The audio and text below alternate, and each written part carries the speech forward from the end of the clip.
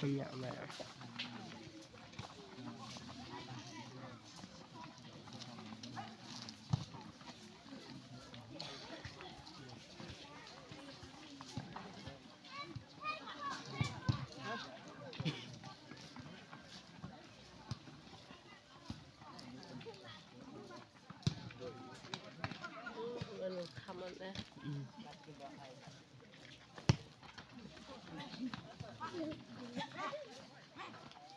bisa bola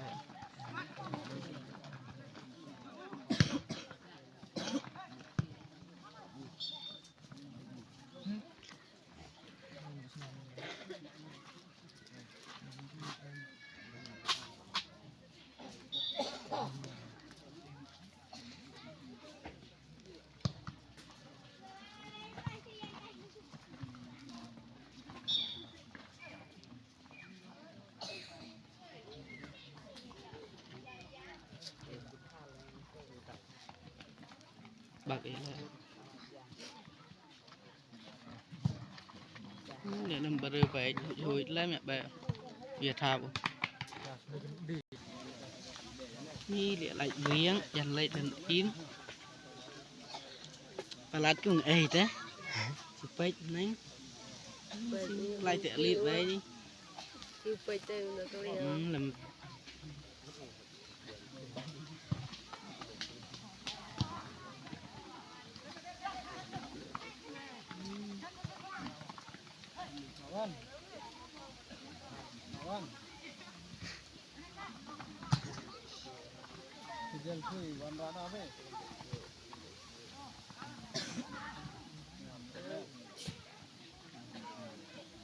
bịt lại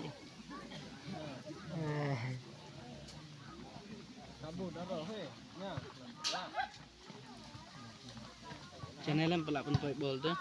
itin itu ngay gawang ngay ketika kita kumpulan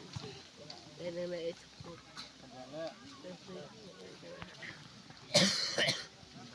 jadi yang kun hình yang yang vít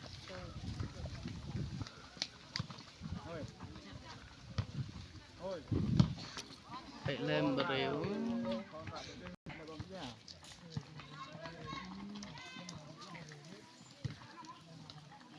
bật bol rồi phải phải inter bờ rìu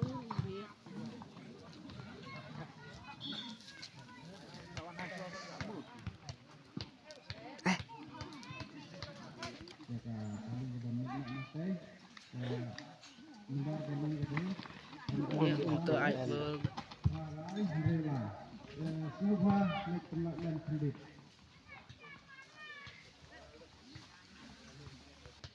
Saya lại lục quá đó thì lại cả lẽ phải bol thế này cũng đi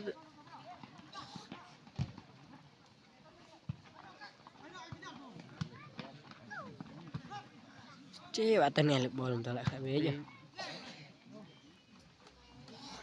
ra xem từ cool mà